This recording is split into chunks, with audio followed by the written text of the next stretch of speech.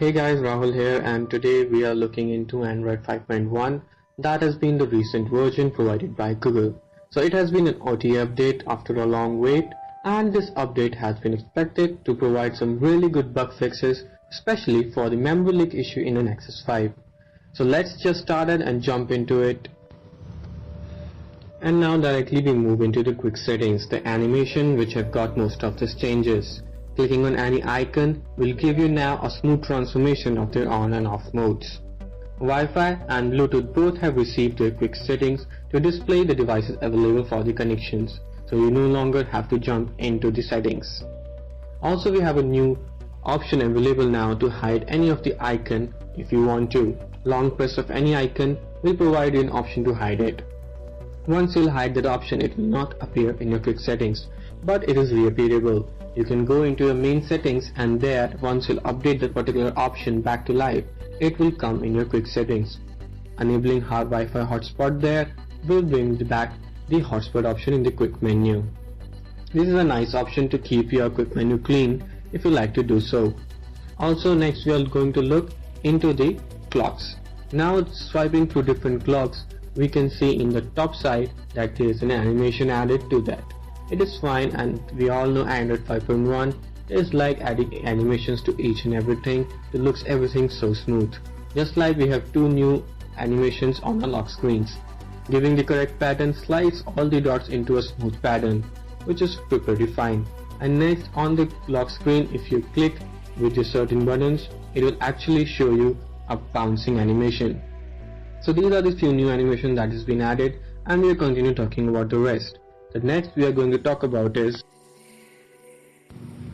pretty much more of a feature, for which let's go directly into the quick menu. You can see a new option called invert colors, clicking on which actually converts your phone colors into mostly black and white.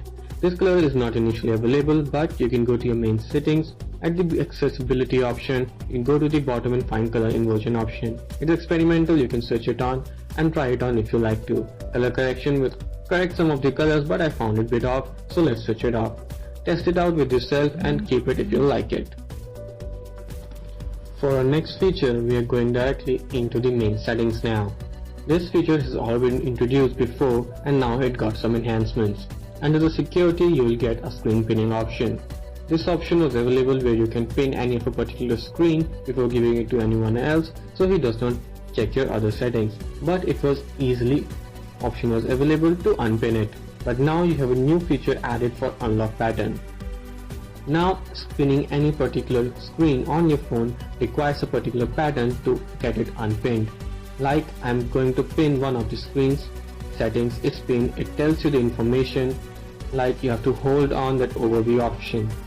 Click on got it. Now it's pinned, I'm going to unpin it, and you can see it has directly taken me to the lock screen.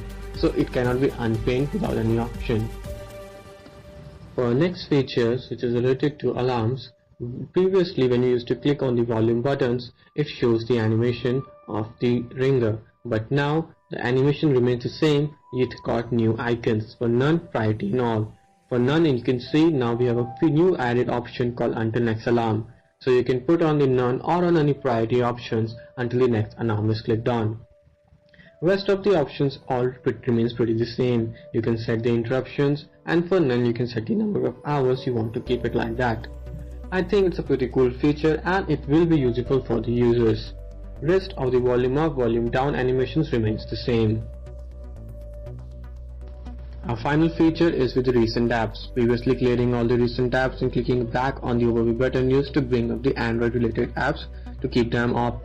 But now it's gone, and it's very fine because it was really irritating, so it's a good feature to add up in the 5.1. This is what all new we have in Android 5.1, and thanks as always for watching. #peace.